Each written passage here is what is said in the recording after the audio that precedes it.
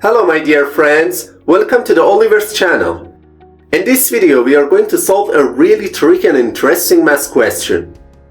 What is the value of the expression 20 divided by 60 over 60 divided by 20?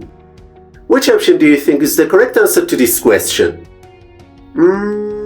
At first glance, this might seem like a very simple problem, but it actually confuses around 95% of people. Let's dive in and break it down step by step together. Many people, when they first look at this expression, notice the two 20s that I have highlighted in blue and immediately assume they cancel each other out. Then, they look at the two 60s and assume those cancel out as well. Eventually, they reduce the whole expression to 1 divided by 1, which equals 1.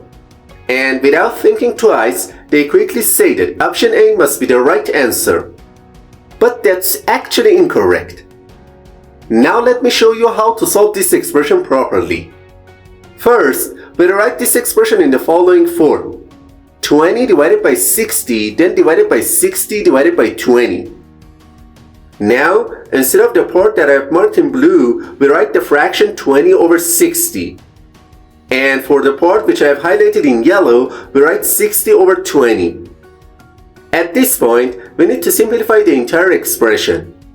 Alright, whenever we are dividing two fractions, it's best to apply the KCF rule.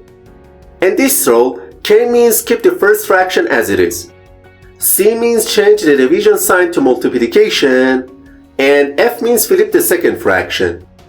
So, we replace the part which I have highlighted in yellow with 20 over 60 multiplied by 20 over 60. Alright, now we can write this fraction as follows. 400 over 3600.